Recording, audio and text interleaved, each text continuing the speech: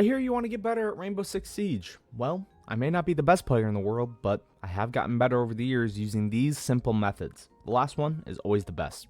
Let's get into it. If you want to improve in Siege, the first thing you gotta do is get your aim sorted. This is going to boil down to your sensitivity. A lot of people assume having a higher sense is better, but they're wrong.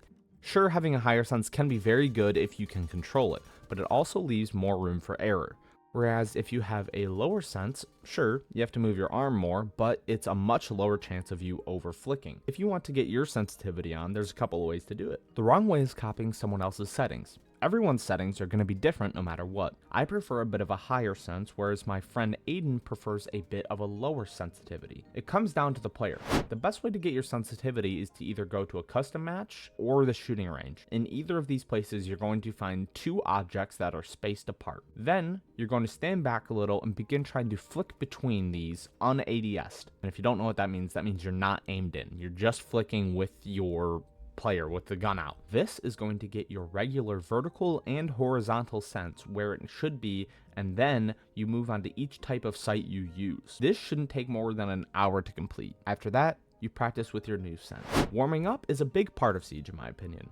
If you're just sprinting straight into a ranked game as soon as you boot up, then you're going to run into some issues. One being, you just feel off. It's going to feel like you just can't do something you normally can, and you're going to have really inconsistent gameplay. Another reason you should warm up before a ranked match is because it will just make you feel better. If you're putting in at least 15 to 20 minutes of shooting range, target drill, free-for-all, or team deathmatch a day, then you're going to be naturally better mechanically than some other people. Don't get me wrong, there are some people who are just naturally good at FPS games, and they have been since BO2, but it is possible to catch up or even surpass them in skill because they don't warm up. If you really want a good warm-up routine, this is what I recommend. Hop into Aim Labs. Aim Labs is a fantastic place to warm up and work on your aim. I personally like doing the 3x3 and 5x5 grid shots and trying to beat my high score every time, but there's tons of other stuff in there that can help you work on very specific things in your aim.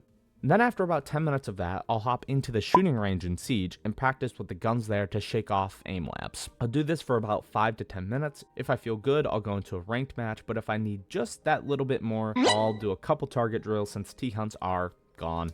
And after that, I'm ready for ranked. But mechanical skill isn't always king, and for years in Siege, it wasn't. We had this thing called the utility meta, and you had to use your brain. By using your brain, I obviously mean game sense. Game sense is basically your awareness in game. Awareness of the map, the site, the room you're in, the operator you're playing, the operator your teammates are playing, the operator the enemy team is playing. You have to be aware of a lot in this game or you're going to get shit on.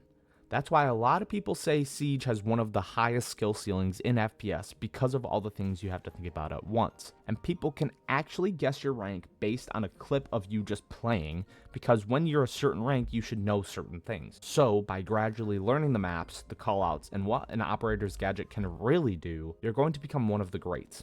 There are so many layers to this game, and that's why I love it. I can always learn something new. One more tip before I end this video, please, for the love of God and all that is holy, when a brand new map is released, go into a custom match by yourself or with some friends and play it. 1v1 on it, just explore it. I really don't care, as long as you try and learn it. One of my favorite maps in this game is Nighthaven. Of the maps released since Outback, Nighthaven's probably my favorite. And the new map Lair is so good. The basement is a little tricky and there are a lot of doors, but the map still feels fun and refreshing to play. I've had to play Chalet, Villa, Border, and Cafe this entire season because everybody keeps banning the other maps that are quote-unquote bad. And at this point, I'm getting excited to see Outback because it's something different. So please stop banning maps or saying they're bad just because you don't know it or your friend Timothy said it's garbage, dude. I know what I'm talking about. Anyways, that's the end of my rant and my shitty voice impressions. I hope you found some of my tips useful. If you did, make sure you subscribe and turn on all notifications. I'll be making more tip videos in the future, but I also have tons of other content you can check out that might tickle your fancy. I hope you guys have a good rest of your day, and as always, I'll see you in Ranked.